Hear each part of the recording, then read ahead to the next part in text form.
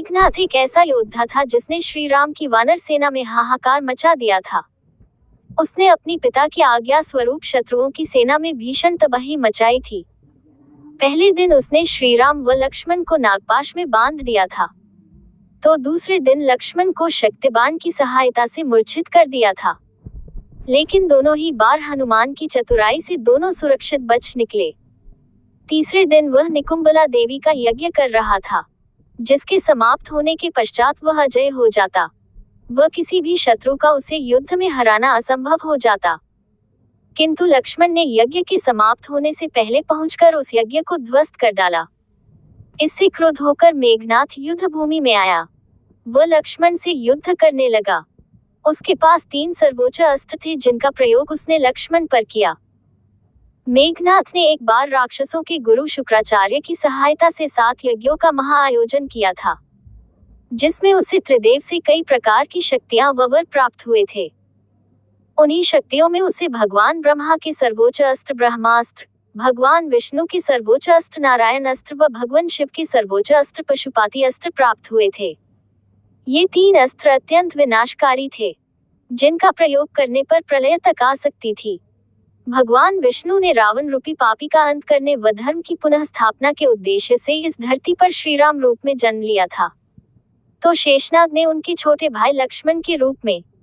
जब शेषनाग रूपी लक्ष्मण व रावण पुत्र मेघनाथ के बीच तीसरे दिन युद्ध शुरू हुआ, तक मेघनाथ ने अपने सबसे बड़े अस्त्रों का प्रयोग किया था। सबसे पहले मेघनाथ ने लक्ष्मण पर भगवान ब्रह्मा के सबसे बड़े अस्त्र ब्रह्मास्त्र को छोड़ा। जब लक्ष्मण ने ब्रह्मास्त्र को देखा तो वे उसके सामने हाथ जोड़कर खड़े हो गए। लक्ष्मण को देखकर ब्रह्मास्त्र उन्हें बिना कोई हानि पहुंचाए वापस चला गया।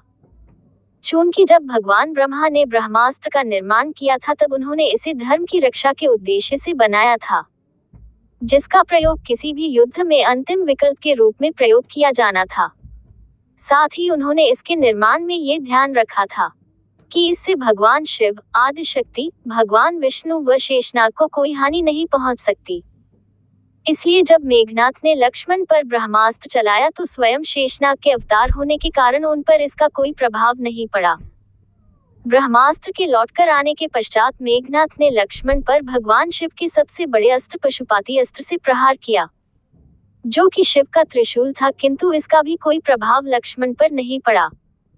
इसके साथ भी यही नियम था कि वह भगवान विष्णु व शेषनाग पर कोई प्रभाव नहीं डाल सकता था, इसलिए ये भी बिना अपना प्रभाव दिखाए वापस आ गया।